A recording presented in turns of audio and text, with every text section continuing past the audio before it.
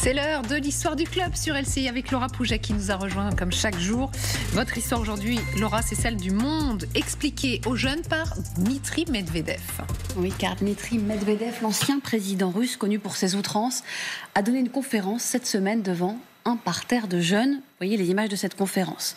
Son intitulé « Notre monde dangereux, qui est à blâmer et que faut-il faire ?» Qui est à blâmer selon lui? Devinez, c'est facile. C'est pas les Russes, à mon avis, c'est les Occidentaux, non?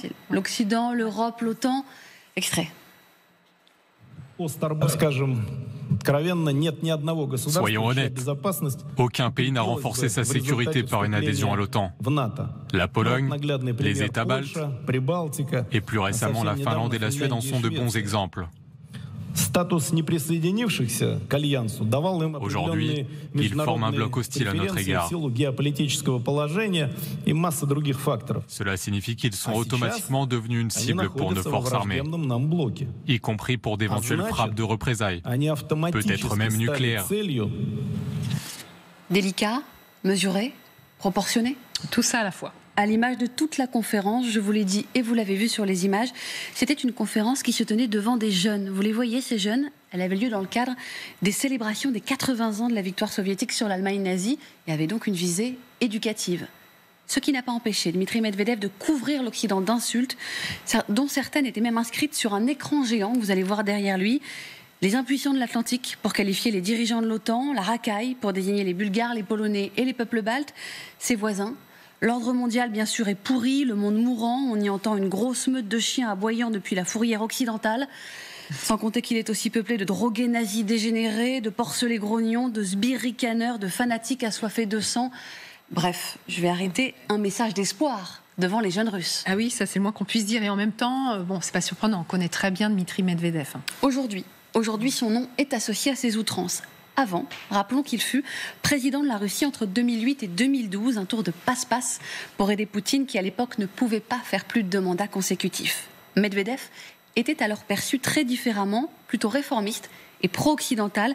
J'ai retrouvé des images, regardez, de juin 2010 où on le voit en visite aux États-Unis déguster des burgers dans un restaurant de Washington en compagnie de Barack Obama, qu'il avait alors qualifié d'ami. Oui. On en est loin. Le mot avait été prononcé. J'ai aussi retrouvé un article du Monde daté du 7 mai 2008, jour de son investiture, et qu'il décrit ainsi, regardez, le nouveau président rompt avec le style de son prédécesseur. Il est plus moderne, plus avenant, mais il reste un pur produit du système Poutine. Avec le temps, la modernité est passée, le produit est resté, mais il est, semble-t-il, devenu plus toxique. C'est avec le déclenchement de la guerre en Ukraine que sa haine a commencé à se déchaîner, notamment sur les réseaux, visant les Ukrainiens, les Européens et agitant fréquemment la menace nucléaire. Le problème, c'est que Medvedev, qui est aujourd'hui vice-président du Conseil de sécurité de la Russie, ne se contente pas toujours de poser des diagnostics. C'est-à-dire, il donne des conseils ? Et des solutions, en tout cas il présente ces solutions. La deuxième partie de la conférence qui a eu lieu cette semaine devait répondre à la question suivante, souvenez-vous. Dans ce monde en danger, que faut-il faire? Sans surprise pour lui, c'est haro sur les Ukrainiens. Alors bien sûr, il y a une partie de bouffonnerie. Par exemple, on a vu cette représentation, regardez derrière lui, de Donald Trump et Volodymyr Zelensky en marionnettes Muppets, caricature de leur rencontre samedi dernier au Vatican. Mais Dmitri Medvedev a aussi exhorté à la destruction, je cite, du régime néo-nazi de Kiev. Et il a des idées, jugeant par exemple qu'il est nécessaire de mener des procès criminels internationaux, Nuremberg 2.0, pour une évaluation juridique des actions des dirigeants du régime de Kiev. Ouais. Pour ce faire, dit-il, il est nécessaire de créer une alternative à la Cour de La Haye. Il a aussi une vision de la position à adopter dans les négociations actuelles. Écoutez. La seule chose qui les arrête est une menace de représailles. Notre réponse possible à leur principe vanté de la paix par la force? Quelle est la réponse, vous pouvez demander? Notre seule réponse est claire et se trouve dans la doctrine de la paix par la peur. La peur est toujours efficace. Le reste, non. En 2022, un journaliste avait demandé à l'historienne Françoise Thom, spécialiste du monde soviétique, comment expliquer la mue de Dmitri Medvedev. Elle avait répondu que dans les régimes autocratiques, comme la Russie, la guerre est un moyen de renforcer le pouvoir du dictateur, mais qu'elle entraîne une montée de la terreur dans son entourage. L'attitude de Medvedev illustre parfaitement ce phénomène, disait-elle. Il est terrorisé et essaie de sauver sa peau en se faisant le chantre du génocide de l'Ukraine, en adoptant une attitude très dure. Il veut affirmer sa loyauté à Vladimir Poutine. C'est intéressant. Merci Laura. Juste Sylvie Varman, vous avez été ambassadrice donc, à Moscou. Vous connaissez Dmitri Medvedev. Oui. Comment votre interprétation à vous de cette mue spectaculaire de l'ancien président ? Oui, c'était un homme qui était modéré, assez favorable à l'Occident. Il avait été reçu d'ailleurs par le Premier ministre de l'époque, Édouard Philippe, au Havre, et ça avait été une journée tout à fait amicale et beaucoup plus facile qu'avec Vladimir Poutine, qui est toujours très froid, très rigide, même quand il n'est pas nécessairement hostile. Je crois que c'est un véritable naufrage et qu'effectivement, il a basculé après le début de la guerre. Et ce qui a été dit est tout à fait juste, c'est quelqu'un qui est considéré comme un faible en Russie. Il a souvent été critiqué par Vladimir Poutine pour ça, et dans la population, il a cette réputation également de faible.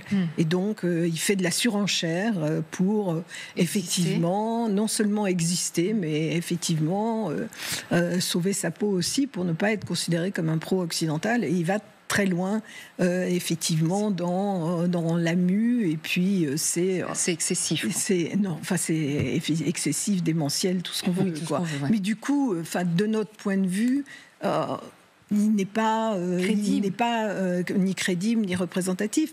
Le problème, c'est qu'il s'adresse quand même à des jeunes et qu'il fait cette propagande-là. En fait, c'est ça qui nous a interpellés. Parce qu'effectivement, sur les réseaux sociaux, on en a l'habitude, Laura l'a rappelé, ces excès deviennent insignifiants parce qu'effectivement trop excessifs. Là, ça avait une portée éducative, nous dit Laura. Alors, oui, une portée éducative, oui, je ne sais pas, mais en tout cas, selon lui, certainement. Oui. 2 remarques. Déjà, il faut se souvenir que Vladimir Poutine, pendant longtemps, était perçu comme un allié de l'Occident. Hein. Oui. On adorait Vladimir Poutine jusqu'à ce que tout d'un coup, on découvre l'autre face de Vladimir Poutine. Donc, Medvedev a suivi cette même tendance. Après, l'autre remarque que j'aimerais faire, c'est que ce qu'on voit là, c'est ce à quoi est confrontée la population russe tous les jours.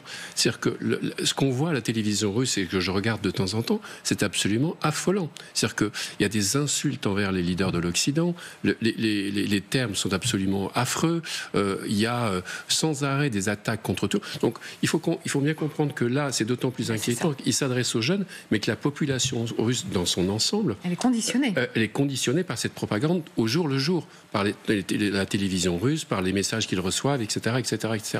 Donc c'est dans ce climat-là qu'il y a une génération russe qui est en train de grandir. Il faut en être conscient. C'est vrai que c'est un peu affolant. Ouais. Jean-François Boutor, c'est également en direct avec nous. Bonjour.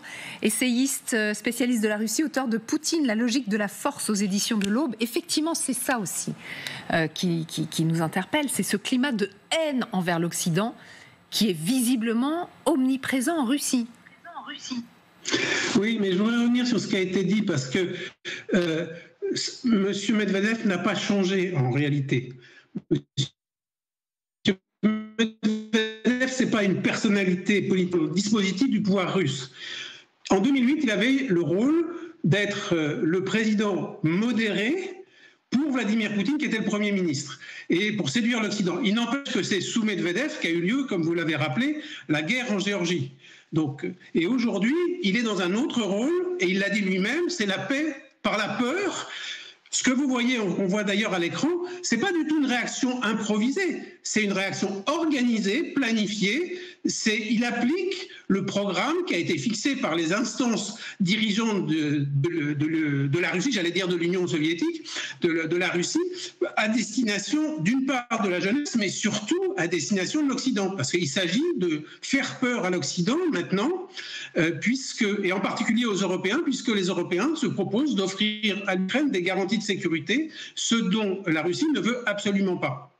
C'est exactement le rôle que tient Medvedev, et le jour où on lui demandera de tenir un autre rôle, il tiendra un rôle tout à fait différent, sans aucun problème. C'est un pur comédien, ça n'est pas une personnalité autonome. Donc ça veut dire que là, il est presque en service commandé? Il dit ce qu'on lui demande de dire? Comment vous pouvez imaginer autre chose?